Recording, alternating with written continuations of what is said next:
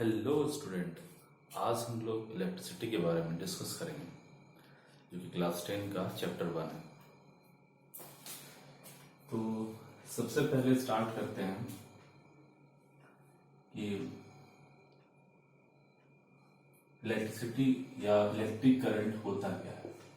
Electric current किसे कहते हैं, इलेक्ट्रिक करंट क्या होता है, इलेक्ट्रिक करंट बोला किसे जाता है।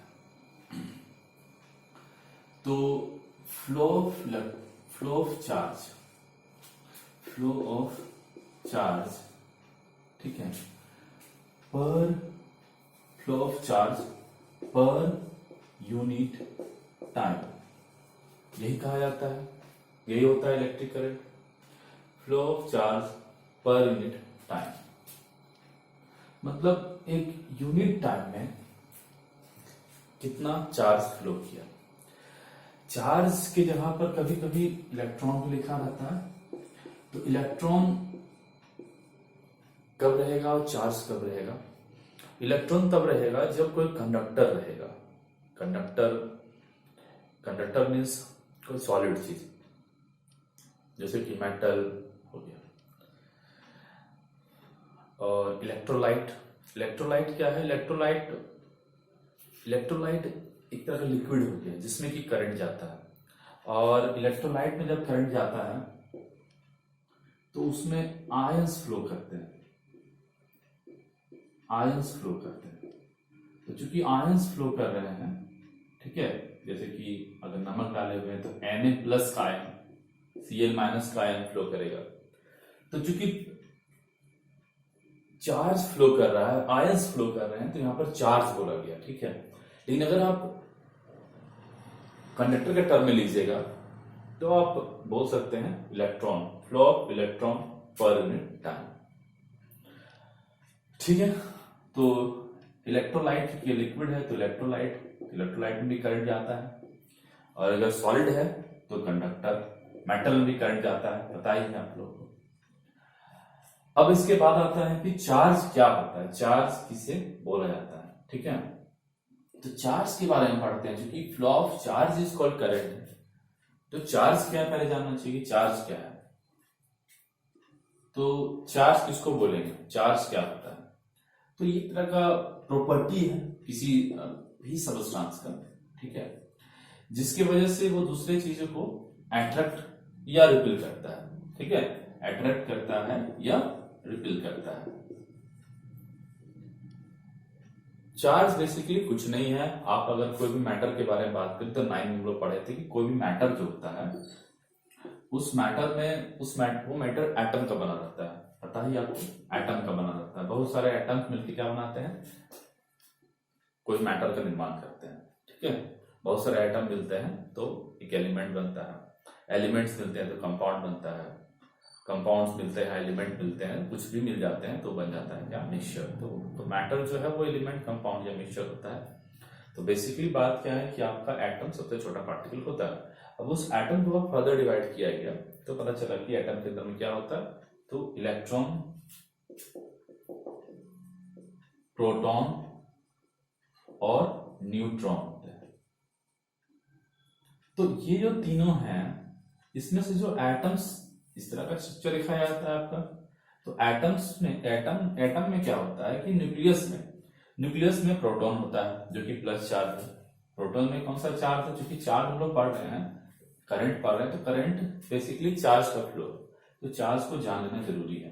तो चार्ज क्या है, चार्ज क्या होता है, तो चार्ज दो तरह का होता है, प्लस चार्ज और माइनस चार्ज। प्लस चार्ज क्या होता है, तो प्लस चार्ज मीन्स प्रोटॉन की वजह से, प्रोटॉन वो प्लस चार्ज होता है। और इलेक्ट्रॉन जो होता है वो माइनस चार्ज होता है, इलेक्ट्रॉन बाहर में रिवॉल्व करता रहता है, और प्रोटॉन न्यूक्लियस में स्थिर रहता है, मीन्स स्टैटिक रहता है। अब चूंकि हम फ्लो लिखे हुए हैं, इट मीन्स फ्लो जब लिखे हुए हैं, इट मीन्स क्या हो रहा है, इलेक्ट्रॉन फ्लो कर रहा है, ठीक है। तो हम लोग पहले ही पढ़ चुके हैं कि इलेक्ट्रॉन जो होता है वो मोशन में रहता है, घूमते रहता है एटम्स के चारों ओर, मतलब न्यूक्लियस के चारों ओर। तो यही इलेक्ट्रॉन जब फ्लो कर जाता है तो बन जाता है क्या, करंट। तो flow of electron is equal current. Conductor के केस में इलेक्ट्रोलाइट में आपका आयन जाता है, तो कंडक्टर के बारे में बात करेंगे तो फ्लो ऑफ इलेक्ट्रॉन। तो चार्ज क्या था, चार्ज एक प्रॉपर्टी था किसी भी ऑब्जेक्ट का, और चार्ज दो तरह के होते हैं, प्रोटॉन प्लस और माइनस। प्लस मीन्स प्रोटॉन और माइनस क्यों, तो इलेक्ट्रॉन। दोनों में चार्ज का जो वैल्यू होता है, चार्ज का जो वैल्यू होता है वो कितना होता है, चार्ज का वैल्यू होता है 1.6 इंटू 10⁻⁻⁹। काफी कम चार्ज होता है एक प्रोटॉन में, और सेम चार्ज इसमें भी होता है। यहाँ पर आप एक बात मार्क कीजिएगा कि कोई भी बॉडी जो होता है वो न्यूट्रल होता है। क्यों, क्योंकि जितना चार्ज इसमें हो उतना चार्ज इसमें हो, क्योंकि दोनों में चार्ज सेम है, इसलिए बॉडी क्या होता है, न्यूट्रल होता है। ठीक है, यहां तो समझ में आ गया, बॉडी क्या हो जाएगा, न्यूट्रल हो जाएगा। इसके बाद यहां के बाद कुछ और चीजों को पढ़ना होगा, जैसे चार्ज का क्या क्या प्रॉपर्टीज है, चार्ज के बारे में और जो समझते हैं। ठीक है, यहां तो क्लियर हो गया है कि चार्ज क्या है। तो चार्ज दो तरह के हैं, प्लस और माइनस। प्लस क्यों, प्रोटॉन की वजह से, और माइनस क्यों, इलेक्ट्रॉन की वजह से। ये दो चार्ज होते हैं, और बॉडी जो होता है वो न्यूट्रल होता है। बॉडी न्यूट्रल क्यों होता है, क्योंकि प्रोटॉन की संख्या इलेक्ट्रॉन की संख्या किसी भी एटम के अंदर में सेम होती है। ये सब चीज हम लोग जान रहे हैं। ठीक है, अब कुछ और प्रॉपर्टी पढ़ लेते हैं। तो प्रॉपर्टी ऑफ चार्ज हो जाएगा क्या टॉपिक। तो property of charge mean charge के बारे में और डिस्कस कर रहे हैं हम लोग, चार्ज क्या होता है उसी को और डिस्कस करें, वही प्रॉपर्टी होगी आपका।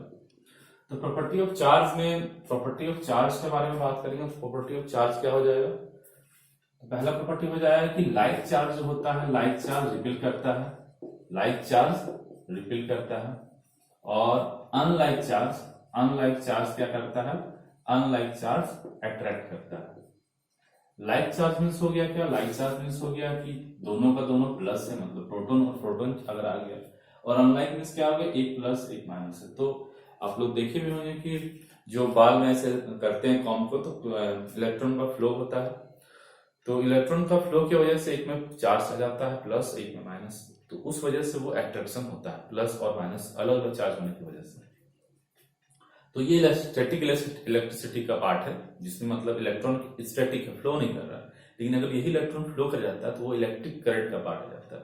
तो हम लोगों को इलेक्ट्रिक करंट पढ़ना है, स्टैटिक इलेक्ट्रिसिटी 11 में पढ़ना है।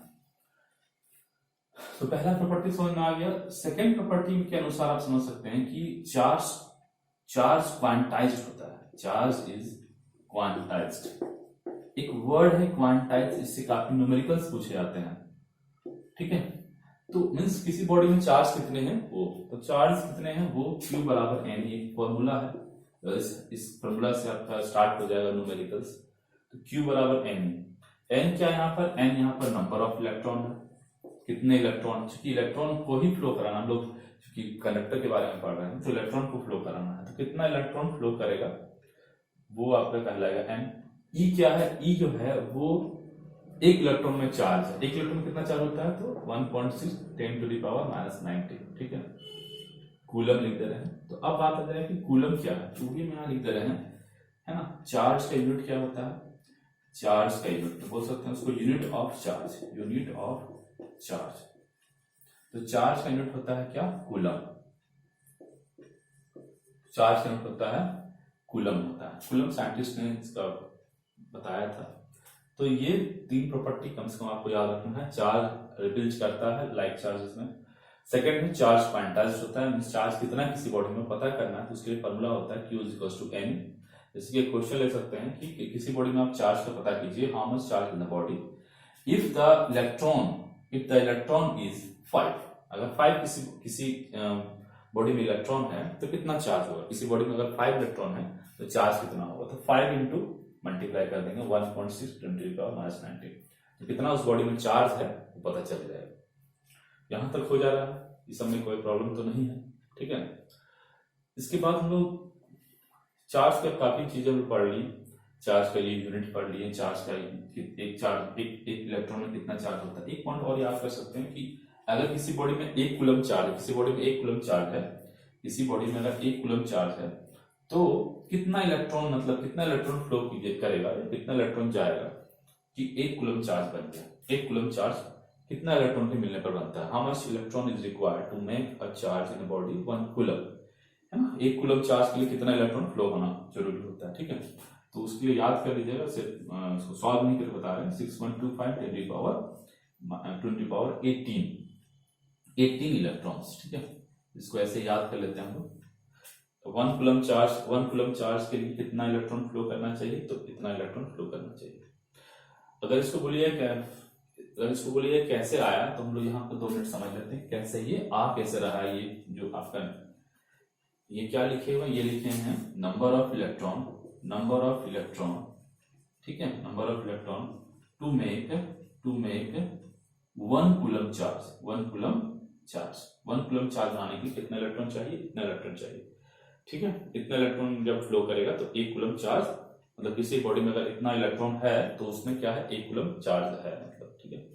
1 कूलम चार्ज वहां पे होगा, इतना इलेक्ट्रॉन फ्लो करेगा या जाएगा या उसमें होगा, ठीक है।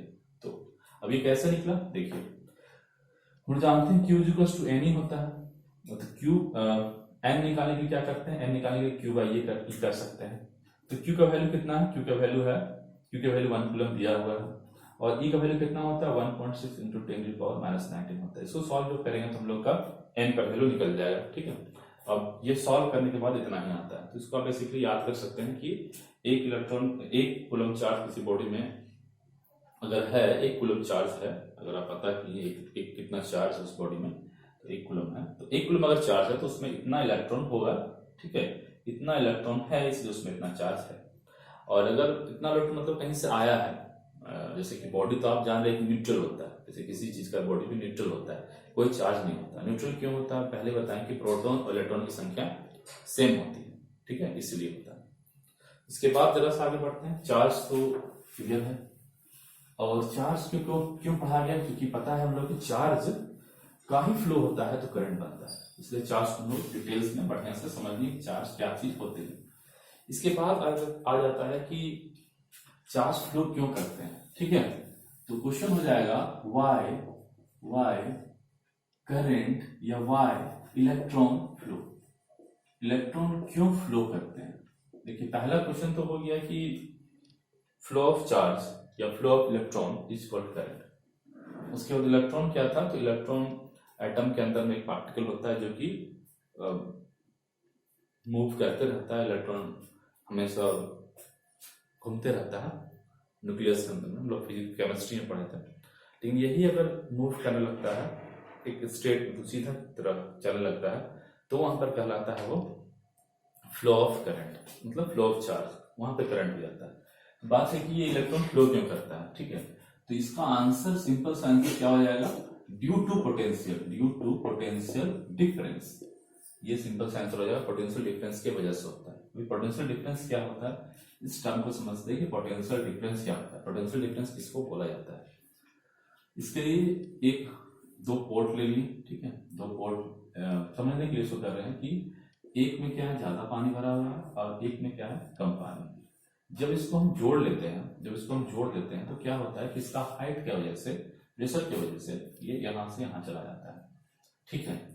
तो ये अपने से जा रहा है, तो सेम केस क्या हो रहा है, सेम आपका वायर में भी हो रहा है कि जो एक वायर है, इस वायर में भी वही चीजें हो रही है। इस वायर में क्या है कि इलेक्ट्रॉन्स है, इस वायर में इलेक्ट्रॉन है, और इलेक्ट्रॉन कुछ जितने इलेक्ट्रॉन इस तरफ मूव कर रहे हैं उतने इलेक्ट्रॉन इस तरफ भी मूव कर रहे हैं। इससे नेट क्या हो रहा है, नेट जो करंट बन रहा है वो 0 बन रहा है। ये किसी वायर के बारे में बात कर रहे हैं, ठीक है। लेकिन अगर कुछ ऐसा हो जाए कि सारा इलेक्ट्रॉन इसी तरफ मूव करना शुरू कर दे, ठीक है, सारा इलेक्ट्रॉन जो है वो इसी तरफ मूव करना शुरू कर दे, तो इस केस में क्या होगा, इस केस में करंट बन जाएगा, ठीक है। अब ये एक तरफ क्यों मूव करेंगे या कैसे मूव करेंगे, तो मूव करने के लिए दोनों ही इंड में क्या करना पड़ेगा, पोटेंशियल डिफरेंस क्रिएट करना पड़ेगा, ठीक है। तो पोटेंशियल डिफरेंस के कारण होता है इलेक्ट्रॉन का फ्लो का। अब बात है पोटेंशियल डिफरेंस क्या होता है, ठीक है। पोटेंशियल डिफरेंस तो कारण है, ठीक है, पोटेंशियल डिफरेंस होता क्या है, तो हम लोग को मालूम है, जैसे कि ये मार्कर है, इस मार्कर को मान लीजिए कि यहां से यहां लेंगे तो क्या हो गया, जैसे यहां समझते हैं कि ये यहां पे रखा हुआ है, इसको यहां से यहां ले जा रहे हैं, ऊपर की ओर ले जा रहे हैं। तो क्या ऊपर की ओर ले जा रहे हैं, तो क्या होगा कि हम लोग 9 में पढ़े थे कि जब ऊपर की ओर ले जाते हैं तो ग्रेविटी के अगेंस्ट में काम करना पड़ता है। तो ग्रेविटी के अगेंस्ट जो काम करना पड़ा, उस काम की वजह से इस पेन में एक एनर्जी आ गई जिसको बोला जाता है पोटेंशियल एनर्जी। बस वही कुछ मिलता उल्टा टर्म यहाँ पे भी है। अगर इसको और क्लियर करें तो तीर धनुष जो होता है, तीर धनुष को अगर हम जो स्ट्रिंग होता है तीर धनुष का, बो का, उसको हम खींचते हैं, ठीक है, तो उस स्ट्रिंग में एक तरह का स्ट्रिंग सा तिरछा हो जाता है, मतलब उसका सीधा से ऐसा हो जाता है, तो उस वजह से उसमें एक एनर्जी आता है जिसको बोलते हैं इलास्टिक पोटेंशियल एनर्जी। तो उस इलास्टिक पोटेंशियल एनर्जी की वजह से तार में, हम तार बोल रहे हैं, वो जो आपका कहलाएगा तीर में एक एनर्जी आ जाता है और उसको बोलते हैं काइनेटिक एनर्जी, क्योंकि वो फ्लो कर, मतलब वो बढ़ने लगता है, वो तो आगे बढ़ने लगता है, ठीक है। तो बेसिकली बात ये हुआ कि जो आपका स्ट्रिंग है उसका शेप चेंज हुआ, तो उसमें एक एनर्जी आया, और उसमें जो एनर्जी आया, ठीक है, एनर्जी क्यों आया, क्योंकि वर्क किया गया इसलिए एनर्जी आया। तो वर्क करने के लिए भी एनर्जी चाहिए, और चूंकि वर्क करते हैं तो एनर्जी ही खर्च होता है, ठीक है, तो वर्क एनर्जी एक ही चीजें हैं। तो यहाँ पर इसलिए यूनिट भी दोनों का सेम है, तो जितना आप वर्क कीजिएगा उतना एनर्जी खर्च होगा, ठीक है। तो यहाँ पर क्या हो रहा है कि पोटेंशियल डिफरेंस क्या है, तो पोटेंशियल डिफरेंस कुछ नहीं है, दो पोटेंशियल डिफरेंस, मतलब पोटेंशियल डिफरेंस मीन्स हो जाएगा पोटेंशियल एनर्जी में अंतर हो जाना, पोटेंशियल एनर्जी में अंतर हो जाना कहलाता है पोटेंशियल डिफरेंस। जैसे यहाँ पर जो रखा हुआ है, यहाँ पर कुछ इसके पास एनर्जी होगा चूंकि ये काफी दूरी पर है, ठीक है, और यहाँ से इसको यहाँ कर दी, तो यहाँ पर जो एनर्जी था और यहाँ पर जो एनर्जी था कुछ तो अंतर आया क्योंकि हाइट बढ़ा, तो यही जो अंतर आया यही कहलाता है पोटेंशियल डिफरेंस, ठीक। लेकिन यहाँ पर एक अलग टर्म है, ये आपका ग्रेविटेशनल पोटेंशियल एनर्जी है, ये आपका इलेक्ट्रिक पोटेंशियल एनर्जी, जो टर्म वही बेसिकली है, लेकिन कुछ डिफरेंस तो होगा ही ना।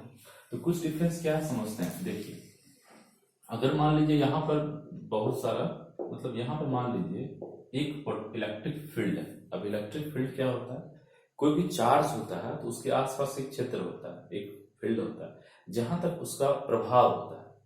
जैसे कि कोई मैग्नेट आप लीजिएगा तो मैग्नेट के आसपास में एक क्षेत्र होता है जहां तक मैग्नेट का प्रभाव देखा जाता है, ज्यादा दिखता है, तो जो उसका प्रभाव होता है उसको बोला जाता है मैग्नेटिक फील्ड। उसी प्रकार से अगर कोई चार्ज है उसके आसपास में एक क्षेत्र बन जाता है जिस क्षेत्र में वो किसी दूसरे चार्ज को अट्रैक्ट कर सकता है, तो उसी को बोला जाता है इलेक्ट्रिक फील्ड। तो मान लेते हैं कि कोई चार्ज है क्यू, तो क्यू के आसपास में जो जगह है जहां पर उसका प्रभाव है, ठीक है, और ये पॉजिटिव चार्ज है, ध्यान दीजिएगा ये पॉजिटिव चार्ज है, ठीक है।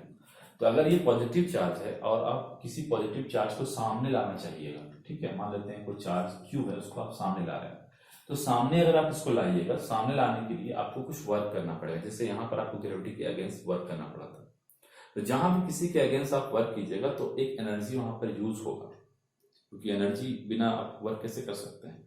वही जो एनर्जी है उसका ट्रांसफॉर्मेशन जो हो जाता है तो उसकी वजह से कोई काम होता है, ठीक है, क्योंकि यहाँ पर इलेक्ट्रॉन को फ्लो कराना है, मतलब काम देना है, काम करवाना है, तो काम कराने के लिए कुछ ना कुछ तो होना चाहिए। जैसे मान लीजिए किसी को पढ़ाना है तो उसके लिए उसको पढ़ाना है तो उसको मारना पड़ता है, या कुछ मोटिवेशन होता है जिसकी वजह से पढ़ता है, तो उसीलिए यहाँ पर क्या इलेक्ट्रॉन को आगे बढ़ाने के लिए एक काम करवाना है। तो काम करवाने के लिए क्या करना है, डिफरेंस पैदा करना है, डिफरेंस को डेवलप करना है। डिफरेंस क्या होता है, तो एक जो इस चार्ज को यहां से यहां लाने में, इस चार्ज को यहां से यहां लाने में जो वर्क किया गया, इस चार्ज को यहां से यहां लाने में जो वर्क किया गया, ठीक है, जो वर्क किया गया वही होता है पोटेंशियल, ठीक है, इलेक्ट्रिक पोटेंशियल एनर्जी होता है।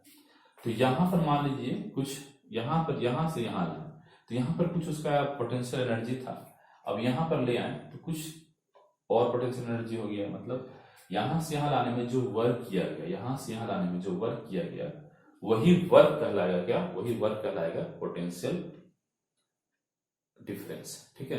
तो बोल सकते हैं पोटेंशियल डिफरेंस क्या है, पोटेंशियल डिफरेंस कुछ भी नहीं है, potential difference work done per unit charge है, ठीक है। पोटेंशियल डिफरेंस क्या है, work done per unit charge. तो यहां पर मान लीजिए इस छोर में क्या हुआ है, इस छोर में क्या हुआ है कि ज्यादा पोटेंशियल डिफरेंस पैदा हुआ है, इस छोर में क्या हुआ, ज्यादा पोटेंशियल डिफरेंस पैदा हुआ है, और यहाँ पर कम, यहाँ पर मतलब हाई पोटेंशियल है, और यहाँ पर क्या है, लो है, यहाँ पर क्या हाई पोटेंशियल है, ठीक है, यहाँ पर क्या लो पोटेंशियल है। हाई पोटेंशियल क्यों, क्योंकि यहाँ पर ज्यादा वर्क हुआ होगा, क्योंकि पोटेंशियल डिफरेंस किस पर डिपेंड करता है, वर्क पर डिपेंड, जितना काम कीजिएगा उतना पोटेंशियल होगा। तो एक तरफ ज्यादा वर्क हुआ, एक तरफ कम वर्क हुआ। तो ज्यादा वर्क हुआ, कम वर्क हुआ, तो यही ज्यादा वर्क और कम वर्क की वजह से क्या होगा, जैसे इस तरफ हम लो लिख देते हैं क्योंकि फ्लो इस तरफ दिखाया हुआ है, तो ज्यादा वर्क जिस तरफ होगा उस तरफ हाई पोटेंशियल हो जाएगा, जिस तरफ कम वर्क होगा उस तरफ लो पोटेंशियल हो जाएगा। तो ये वर्क का अंतर की वजह से, जैसे यहाँ पर हाई लो, तो हाई से लो की ओर जाता था, वैसे ही तार का दोनों छोर में हाई एक तरफ लो हो गया, तो इलेक्ट्रॉन जाने लगा। अब होता है कि वर्क को कैसे आप डिफरेंस पैदा कीजिएगा तार में, इस वायर में कैसे डिफरेंस पैदा कीजिएगा, तो बहुत सारा चीज होता है जिससे किया जाता है। जैसे बेसिकली तो बैटरी होता है, ठीक है, बैटरी के द्वारा ये काम किया जाता है। और भी चीजें होती हैं, ठीक है, बैटरी तो सिंपल सा सोर्स से, इन्वर्टर वगैरह से भी किया जाता है, ठीक है, जनरेटर वगैरह भी काम करता है, ठीक है। लेकिन बैटरी क्या हो गया आपका, सिंपल सा एक डिवाइस है जिसके द्वारा तार में पोटेंशियल डिफरेंस किया जाता है, पोटेंशियल डिफरेंस पैदा किया जाता है। डिफरेंस कुछ नहीं है, पोटेंशियल कुछ नहीं है, work done per unit charge, per unit charge के द्वारा जो काम किया गया। अब यहाँ पे काम ज्यादा किया गया तो ज्यादा पोटेंशियल हुआ, यहाँ काम कम किया गया कम पोटेंशियल हुआ। अभी पोटेंशियल में अंतर की वजह से हर एक इलेक्ट्रॉन को एक फोर्स महसूस हुआ, और उस फोर्स की वजह से इलेक्ट्रॉन चलना स्टार्ट किया। अब इलेक्ट्रॉन चलने लगा तो इलेक्ट्रॉन के प्रवाह को, इलेक्ट्रॉनों के फ्लो को ही बोला जाता है क्या, करंट। तो ये टर्म क्लियर हो गया होगा। इसके बाद तो इसका हम लोग लिख लेते हैं, इसको आप पोटेंशियल डिफरेंस का क्या हो जाएगा, तो ये कुछ नहीं है, it is work done per unit charge, ठीक है, work done per unit charge from one point two another point, एक पॉइंट से दूसरे पॉइंट तक ले जाने में जो वर्क किया गया पर यूनिट चार्ज के द्वारा, तो एक चार्ज के द्वारा, कोई भी चार्ज के द्वारा जो काम किया गया वही कहलाता है क्या, पोटेंशियल डिफरेंस, ठीक है। और वो क्यों पढ़ाया जा रहा है, वो पढ़ाया जा रहा है क्योंकि पोटेंशियल डिफरेंस की वजह से ही इलेक्ट्रॉन फ्लो करता है, ये तो फ्लो नहीं करता, और इलेक्ट्रॉन फ्लो करता है तो वो कहलाता है क्या, आपका करंट कहलाता है, ठीक है। तो ये सब चीज हो गया करंट। अब फिर करंट पे आते हैं, ठीक है, फिर करंट पे आते हैं कि करंट क्या था, तो करंट क्या था, flow of charge per unit time, means I is equal to क्या हो जाएगा, Q बाय T। और अभी एक फॉर्मूला हम लोग निकाले, Q बराबर NE, और इसके बाद एक फॉर्मूला निकाले थे अभी, V is equal to W by Q। ये तीन बेसिक्स फॉर्मूला आ गया आपका, तीनों का आपका न्यूमेरिकल भी देता है, तीनों आप प्रैक्टिस कीजिएगा न्यूमेरिकल, ठीक है। ये क्या हो गया, work done per unit charge is called potential. Potential का यूनिट क्या होता है, पोटेंशियल का यूनिट क्या होता है, यूनिट ऑफ पोटेंशियल यूनिट क्या होता है, वो होता है वोल्ट। क्यों, चूंकि एलेक्जेंड्रो वोल्टा ने इसका खोज किया था, इसके बारे में बताया था, तो उसका ऑनर देने के लिए उनका दिया गया, ठीक है।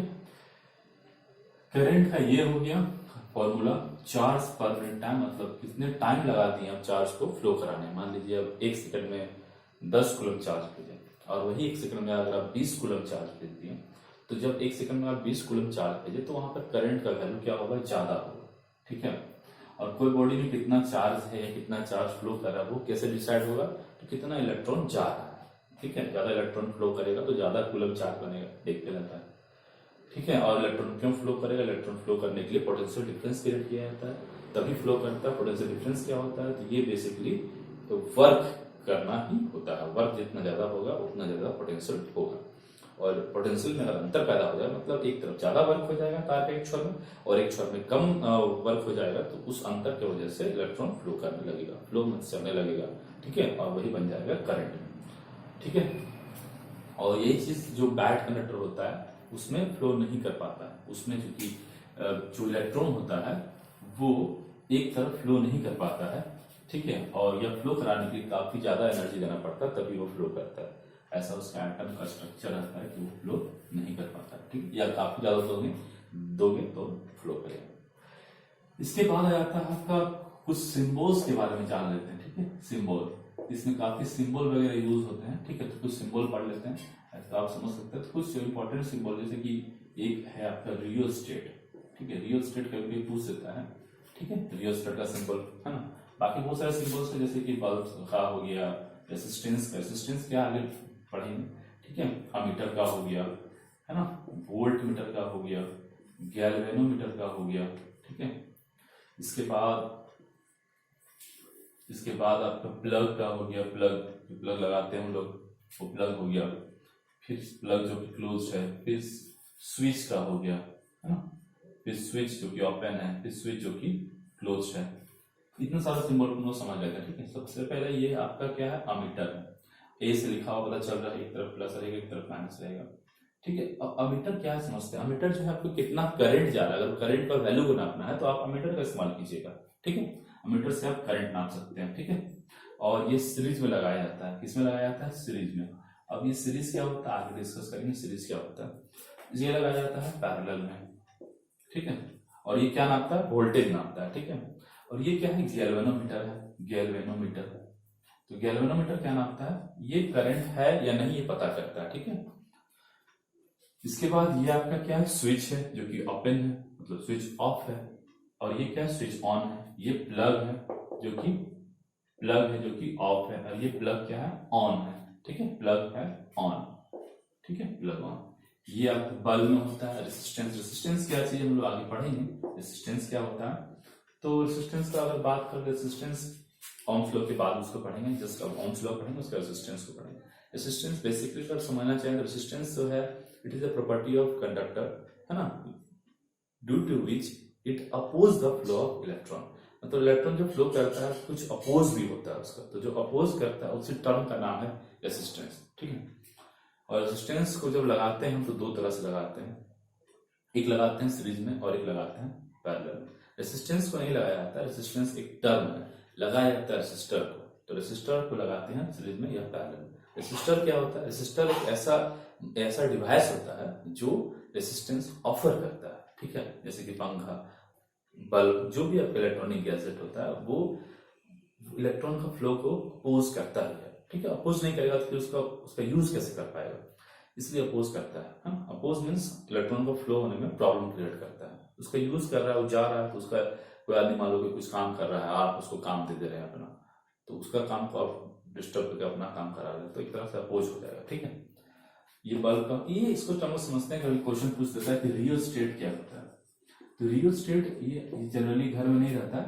रियल स्टेट बेसिकली यूज होता है लैब में, जो एक्सपेरिमेंट्स जो होता है वहां पे यूज होता है, एक्सपेरिमेंट में, ठीक है। तो एक्सपेरिमेंट में यूज होता है क्यों, क्योंकि अगर आपको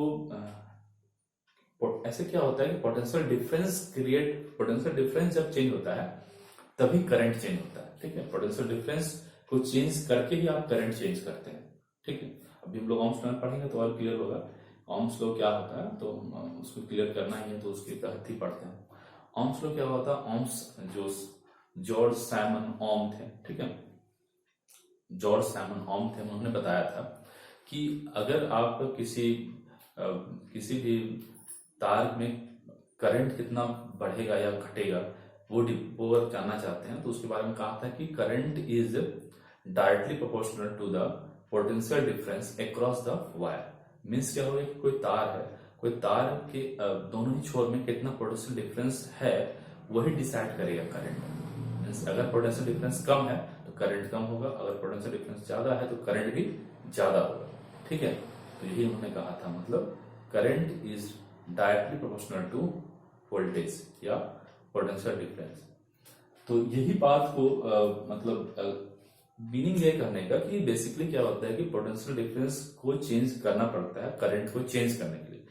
लेकिन अगर हम चाहें कि नहीं पोटेंशियल डिफरेंस चेंज ना हो तो भी करंट चेंज कर दे, तो उसके लिए आपको लगाना पड़ेगा real estate. Real estate basically क्या हो गया कि it is a device which change current को बदल देता है, ठीक है ना, विदाउट डिस्टर्बिंग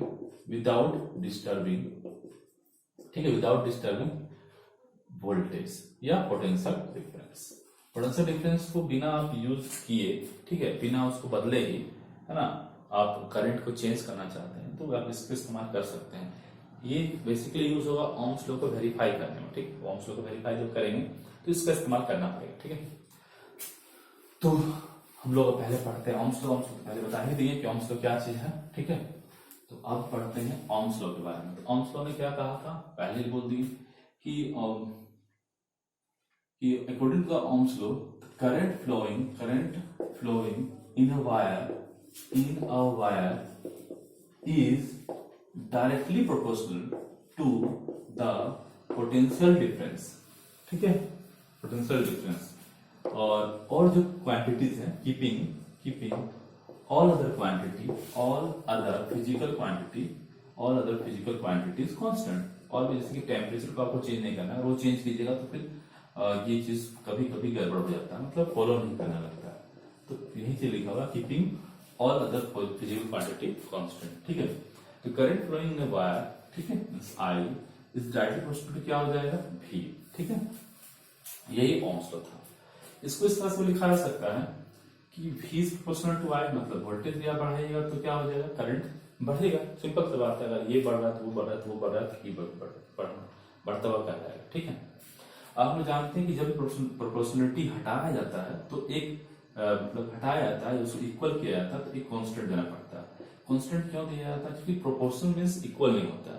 प्रोपोर्शन का मीनिंग होता है ऐसे हम बढ़ रहे हैं तो आप भी बढ़ रहे हैं, ऐसे हम 2 रुपये बढ़े तो आप भी बढ़िएगा 1 रुपया, या हम अगर 50 रुपया बढ़ा रहे हैं तो आप भी कुछ बढ़ा दीजिएगा, ठीक है, 10 रुपया। तो लेकिन इक्वल नहीं बढ़ा रहे हैं, ठीक है। लेकिन अगर इक्वल करना पड़े तो इक्वेशन लाना पड़ता है, इक्वल ला के हम न्यूमेरिकल या कुछ इंपॉर्टेंट काम कर सकते हैं। तो V is equal to I R, जो फॉर्मूला आया कैसे आया, तो इक्वल करने के लिए आपको एक और टर्म का यूज करना पड़ेगा। एक और टर्म का महत्व है, एक और टर्म का वैल्यू एक और टर्म पर डिपेंड करता है, तो उसको भी यूज करना होगा। तो वो आपका है रेसिस्टेंस आर। V क्या है, बहुत अच्छा से क्लियर है, वोल्टेज है, पोटेंशियल डिफरेंस है, और I क्या है, करंट है। पोटेंशियल डिफरेंस हम अच्छा समझ चुके हैं क्या होता है, उसी कारण तो करंट बनता है, और करंट जो बनता है वो क्या होता है, तो जितना इलेक्ट्रॉन जाता है पर यूनिट टाइम वही होता है। अब ये इसके अलावा एक और टर्म पर डिपेंड करता है, वो है आपका रेसिस्टेंस। रेसिस्टेंस क्या होता है पहले बता दिए कि रेसिस्टेंस क्या होता है, पहले बता दिए। Resistance is property of resistance is क्या हो जाएगा, resistance is property of conductor, ठीक है। Resistance is property of conductor due to which it oppose flow of electron, है ना। अब समझना होता क्या है, जैसे कि कोई कंडक्टर है, उसमें जो इलेक्ट्रॉन जा रहा है, ठीक है, इलेक्ट्रॉन जा रहा है, तो होता क्या है कि इलेक्ट्रॉन में कौन सा चार्ज है, सेम चार्ज है, तो वो जरूर लाइक चार्ज कहलाएगा। लाइक चार्ज में क्या होता है, अपोज होता है। या इसके अलावा इसके पास कुछ प्रोटॉन्स भी तो होता है ना, एटम्स भी तो बहुत सारा रहता है इसके बीच में, ठीक है। तो वो लोग में आपस में क्या होगा, अट्रैक्शन भी होगा। तो जो बीच में एटम्स हैं या जो प्रोटॉन्स हैं, ठीक है, उनमें क्या हो रहा है, अट्रैक्शन हो रहा है, तो आगे बढ़ने में प्रॉब्लम हो रहा है। या फिर इलेक्ट्रॉन आपस में भी कोलाइड कर जाता है। तो इन सभी कारणों से क्या होता है, इलेक्ट्रॉनों का फ्लो होने में प्रॉब्लम्स होता है। तो वो एक फैक्टर है इलेक्ट्रॉनों का फ्लो होने से रोकने वाला या जाने देने वाला। तो एक फैक्टर मतलब उस पर डिपेंड कर रहा है। रेसिस्टेंस क्या हो गया, कि वो इलेक्ट्रॉनों का फ्लो होने में जो प्रॉब्लम क्रिएट करता है उसका नाम है। कहीं पे रेसिस्टेंस कम होगा, कहीं पे रेसिस्टेंस ज्यादा होगा, मतलब कहीं इलेक्ट्रॉन आराम से जाएगा, प्रॉब्लम नहीं क्रिएट होगा, कहीं इलेक्ट्रॉन को फ्लो होने में प्रॉब्लम भी क्रिएट होगा। तो ये जो रेसिस्टेंस टर्म है उसको आगे डिस्कस करना है।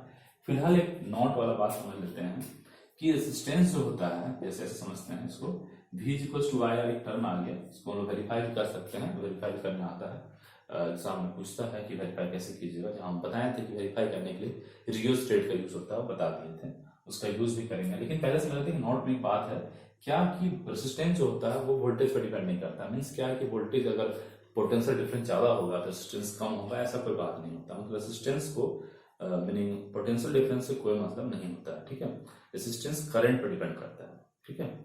जैसे कि अगर मान लीजिए जैसे घर में किसी रूम में कोई सामान लगा हुआ है जिसमें जो ज्यादा रेसिस्टेंस ऑफर करता है, ठीक है, तो जो ज्यादा रेसिस्टेंस ऑफर करता है उसमें कम करंट जाएगा, और जो कम रेसिस्टेंस ऑफर करता है उसमें ज्यादा करंट जाएगा। जैसे मान लीजिए कोई बल्ब है और कोई फैन है, तो बल्ब का रेसिस्टेंस मान लेते हैं कि 5 ओम है, ठीक है। ओम क्या है, तो रेसिस्टेंस का यूनिट है, उसको लिखाएंगे। तो 5 ओम बल्ब का यूनिट है, बल्ब का रेसिस्टेंस है, और फैन का क्या है, तो 10 ओम है। तो 5 ओम वाला मतलब बल्ब जिसमें कम रेसिस्टेंस है तो उसमें करंट भी ज्यादा जाएगा, और जो फैन है जिसमें ज्यादा रेसिस्टेंस ऑफर कर रहा है उसमें करंट कम जाएगा, ठीक है। तो बेसिकली बात ये है कि नोट करने वाला ये बात है कि R इज प्रोपोर्शनल टू क्या हो जाएगा V बटा I, ठीक है। R इक्वल्स टू मीन्स इसको प्रोपोर्शनल बोल सकते हैं, ठीक है। मीनिंग क्या हो जाएगा कि R इज, मीनिंग ये आप लिख सकते हैं कि when current is, when, या ऐसे लिखिए कि current is directly, current is inversely proportional to resistance, ठीक है। ये एक टर्म, एक मीनिंग इससे आ रहा था, तो उस एक इंपॉर्टेंट टर्म था, वो टर्म आ रहा था, तो समझ में हम लोग को जरूरी था। रेजिस्टेंस को और डिटेल्स में पढ़ना, और डिटेल्स में समझना, ठीक है। इसके पहले हम लोग ओम्स लॉ को वेरीफाई कर लेते हैं, ओम्स लॉ को वेरीफाई करते हैं। वेरीफाई करने के बाद ही हम लोग आगे चलेंगे, जिसमें कि आपका रेजिस्टेंस किस पर डिपेंड करता है, ठीक है ना। वेरीफाई, अच्छा चलिए पहले पढ़ लेते हैं रेजिस्टेंस किस पर डिपेंड करता है, ठीक है। तो रेजिस्टेंस किस पर डिपेंड करता है, रेजिस्टेंस डिपेंड्स, या रेजिस्टेंस फैक्टर बोल सकते हैं। रेजिस्टेंस जो होता है उसका फैक्टर क्या क्या मतलब किस पर डिपेंड करता है। रेजिस्टेंस अलग टर्म, रेजिस्टेंस एक फिनोमेनन है, एक प्रक्रिया है, एक टर्म है, बेसिकली एक प्रोसेस है, ठीक है। रेजिस्टर एक डिवाइस होता है जो रेजिस्टेंस को ऑफर करता है, रेजिस्टेंस को प्रोड्यूस करता है, मतलब इलेक्ट्रॉन को फ्लो होने के लिए जो डिवाइस प्रॉब्लम क्रिएट करता है, उस डिवाइस का नाम है रेजिस्टर, ठीक है। और उसको ऐसे डिनोट किया जाता है। रेजिस्टेंस जो होता है डिपेंड किस बात पर करता है, तो बेसिकली बात अगर करें, ठीक है, तो ऐसे तो चार है, लेकिन तीन को हम लोग समझते हैं अच्छी तरह से, ठीक है। जैसे एक हो गया रेजिस्टेंस डिपेंड करता है या डायरेक्टली प्रोपोर्शनल होता है लेंथ का, जितना लंबा तार लीजिएगा उतना रेजिस्टेंस ज्यादा ऑफर होगा। दूसरा बात होता है वो डिपेंड करती है, इनवर्सली प्रोपोर्शनल होता है क्रॉस सेक्शन एरिया का। और थर्ड क्या होता है, थर्ड हो जाता है, थर्ड आता है आपका, बेसिकली हम दोनों को अगर कंबाइन करेंगे तो एक और चीज आएगा, इसका नाम है, जिसको आप बोल सकते हैं रेसिस्टिविटी या रो। ये रो क्या है, ये इस तरह से लिखा हुआ, ये है रेसिस्टिविटी। रेसिस्टिविटी का एक और नाम होता है स्पेसिफिक रेसिस्टेंस, ठीक है।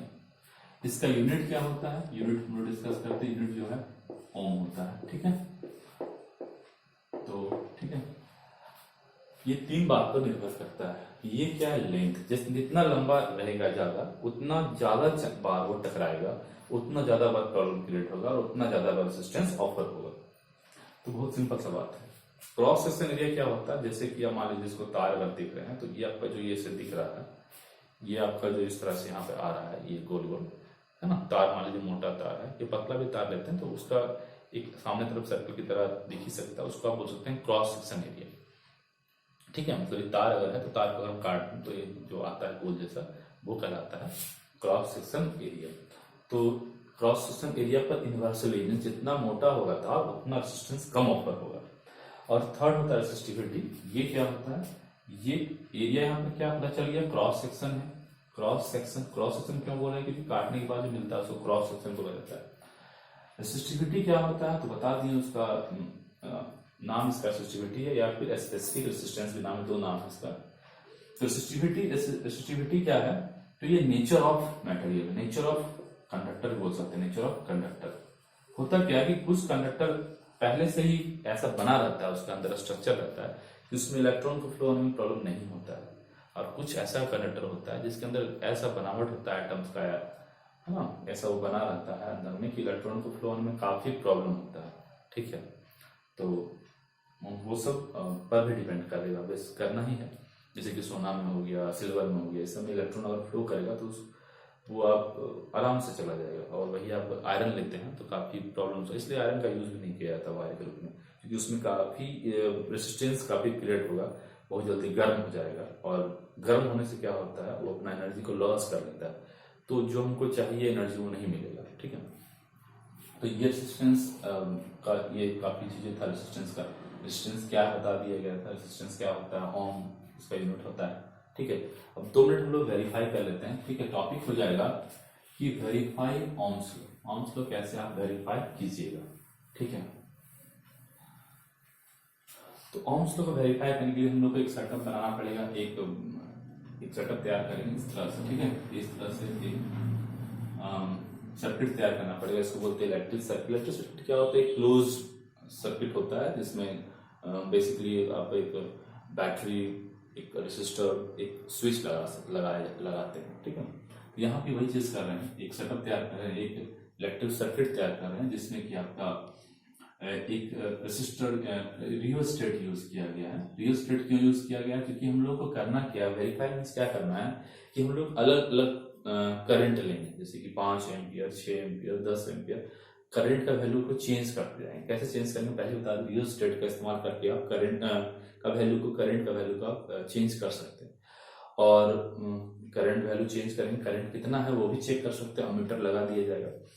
और करंट जब चेंज कीजिएगा तो वोल्टेज में भी चेंजिंग आएगा, पोटेंशियल डिफरेंस में भी चेंजिंग आएगा, ठीक है।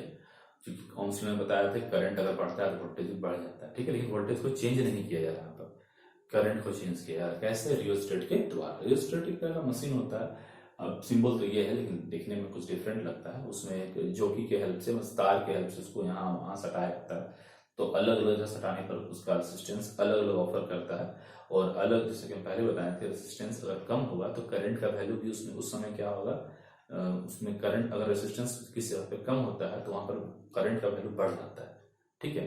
तो क्या करेंगे कि अगर हम पहले ज्यादा जगह ऐसी जगह टच कराएंगे रियोस्टेट में कि रेसिस्टेंस ज्यादा ऑफर हो जाए तो करंट कम होगा।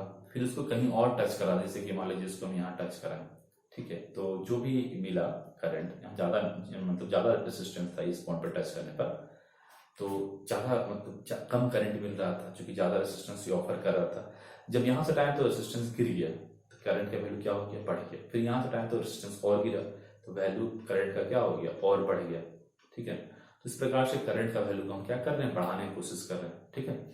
और चेक कैसे कीजिएगा, तो उसके लिए मीटर लगा दे रहे हैं, तो इससे क्या होगा ना, वोल्टेज भी बढ़ेगा, ठीक है। लेकिन यहाँ पर फिलहाल हम लोगों को वेरीफाई कैसे करना है, तो वेरीफाई करने का क्या तरीका रहेगा, तो वेरीफाई करने का तरीका रहेगा कि जो ओम्स जी ने कहा था कि V और I का जो वैल्यू होता है ये कांस्टेंट होता है। अगर आप इस बात को साबित कर देते हैं तो आप ओम्स लॉ को भी वेरीफाई कर देते हैं, क्योंकि बेसिकली ओम्स लॉ में इतना ही कहा गया था कि V और I का रेशियो क्या होता है, कांस्टेंट होता है, मतलब बदलता नहीं।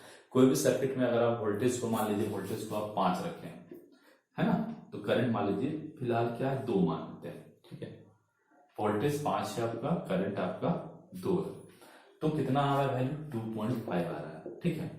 अगर आप करंट को बढ़ा दे रहे हैं, ठीक है, करंट इसलिए बढ़ा रहे हैं, करंट बढ़ाने का प्रोसेस हम लोगों को पता है, पोटेंशियल बढ़ा सकते हैं लेकिन सेटअप हार्ड हो जाएगा। तो करंट को क्या कर रहे हैं हम लोग, बढ़ा दे रहे हैं, कितना कर दे रहे हैं, 10 कर दे रहे हैं, ठीक है, मान लीजिए 10 एम्पियर कर दे रहे हैं।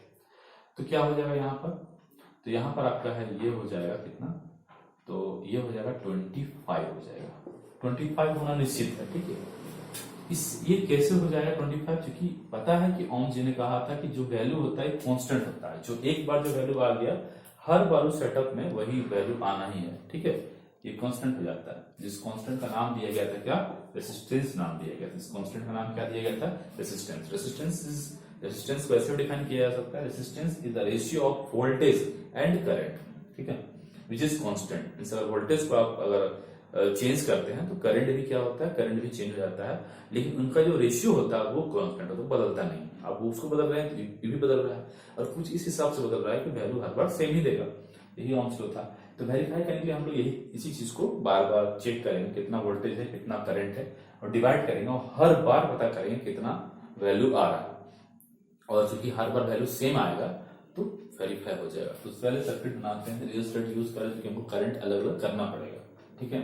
इसके बाद यहाँ पर क्या करेंगे, एक रेसिस्टर का इस्तेमाल करेंगे, रेसिस्टर, है ना, ताकि इलेक्ट्रिक सर्किट में रेसिस्टर तो खैर जरूरी होता है। और फिर रेसिस्टर में लगाएंगे तो फिर हम पैरेलल में वोल्ट मीटर जो लगता है वो पैरेलल में लगा देता है। पैरेलल क्या होता है, आगे पढ़ना है तो, है ना। तो यहाँ पर एक वोल्ट मीटर लगाते हैं, ठीक है, वोल्ट मीटर लगाते हैं, ठीक है। यहाँ पर एक बैटरी भी लगाना पड़ेगा ताकि करंट जाएगा, तो ये बैटरी लगा दी, ठीक है। और ये वोल्ट मीटर लगा दिए, और यहाँ पर क्या लगा हुआ, एक रेसिस्टर लगा, कुछ भी बल्ब वगैरह लगा सकते हैं रेसिस्टर के रूप में, और वोल्ट मीटर लगा हुआ है ताकि वोल्टेज को नाप सके। और सीरीज में लगाया जाता है क्या, अमीटर। सीरीज पैनल अभी क्लियर हो जाएगा आपका, अभी फिलहाल हम लोग क्योंकि सीरीज और पैनल रेसिस्टर को लगाया जाता है उस टाइप में, तो रेसिस्टर को आगे पढ़ेंगे तो करेंगे, ठीक है। ये एक इलेक्ट्रिक सर्किट बन गया। यहाँ आप एक स्विच भी लगा सकते हैं, है ना, स्विच, या आप यहाँ पर एक प्लग भी लगा सकते हैं, ठीक है, प्लग लगा दिए।